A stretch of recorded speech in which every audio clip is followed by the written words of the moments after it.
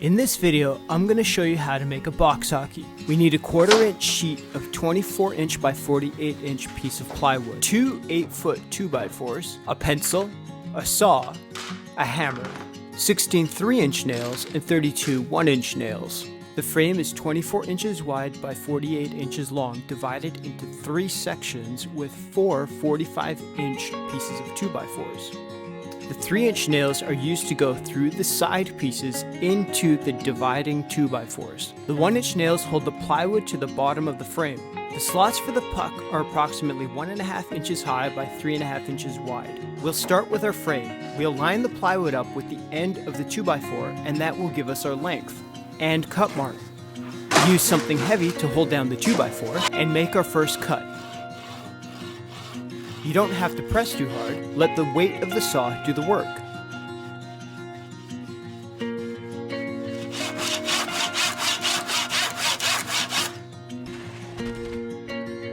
That's a pretty decent cut. I take my 2 side pieces and align those to one edge of the plywood base, and use that to help me determine how long the middle 2x4s are going to be. Time to triple check the work, and it fits great. I'll use that piece as a template for the next 3. To speed up the cutting process, I took a small C-clamp and I clamped down the wood. And there we have our 4 middle pieces. This is what our frame's gonna look like. Now we can cut out the slots for the puck. I find the center of the end piece and use my puck to determine how big the slot for the goal is going to be. A little bit wider than the puck, and a little bit taller. For the cutout, I cut slits into the 2x4. It doesn't matter how far apart the slits are, just make sure they're approximately the same height. I would love to be able to do this process faster. If you know a way, please leave a comment and share it with everybody else who's watching this video. The strips of wood are easily broken away to give us our cutout.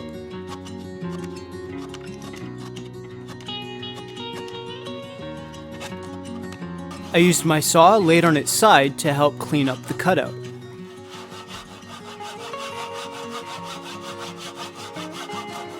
Slight downward pressure on the side of the blade seemed to work best.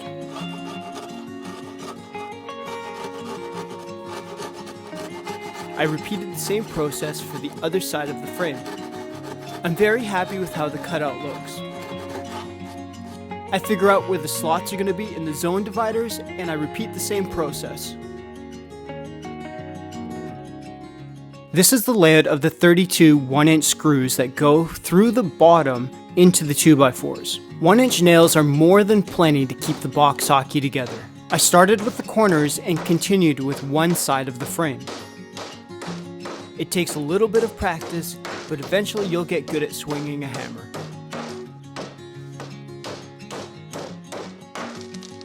Next came the end pieces.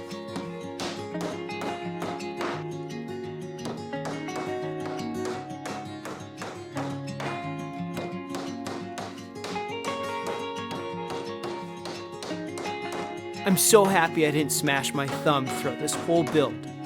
Hit the like button if you've ever smashed your thumb swinging a hammer.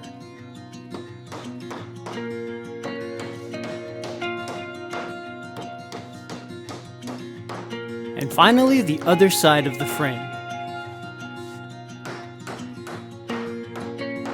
I used 3-inch nails to go through the side piece of the frame into the 2x4 used for the end piece. I used 2 3-inch nails at each joint of the frame.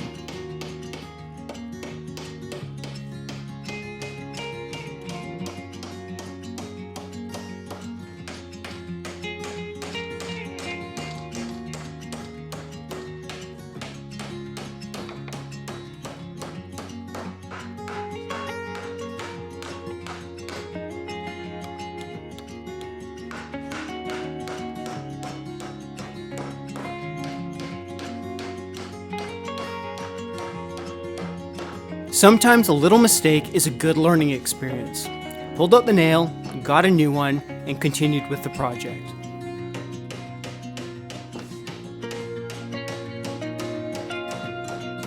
Each zone is about 14 inches long. I used 3-inch nails to secure the rest of the 2x4s to the frame.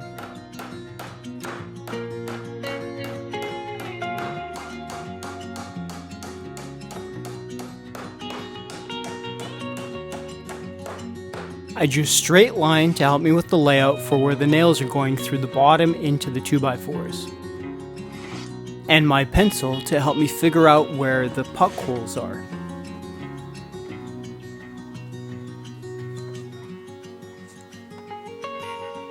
Now that I know where the 2x4 is, I can start putting my nails in.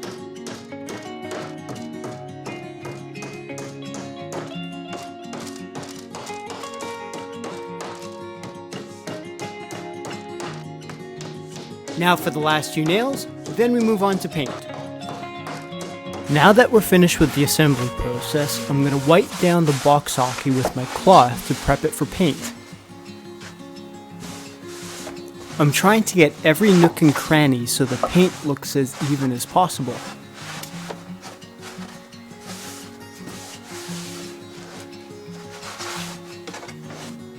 I shook up some old paint that we had laying around the garage. It's matte white and it will do the job. I found a brush and decided to start painting. I decided to start painting in the center section of the box hockey.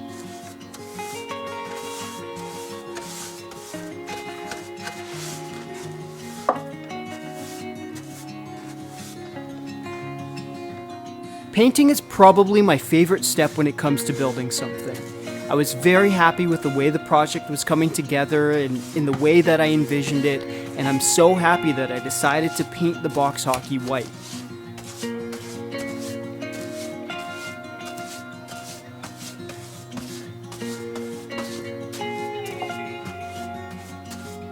There are so many different techniques when it comes to painting. For this project, as long as the paint gets on the surface and it looks half good, I'm pretty happy with it.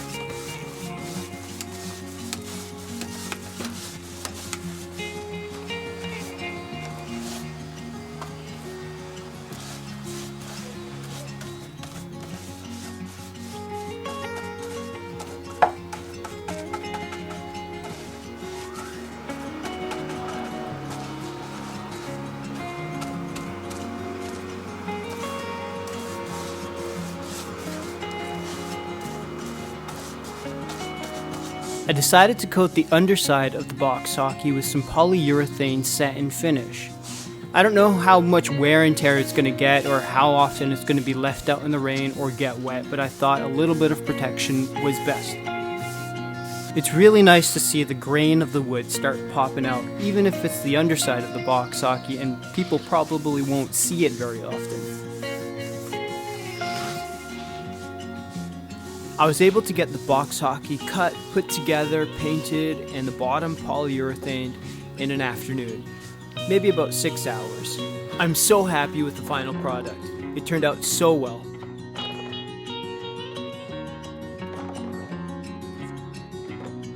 Thank you for watching, and if you liked the video, please hit the like button, and for more content, please subscribe.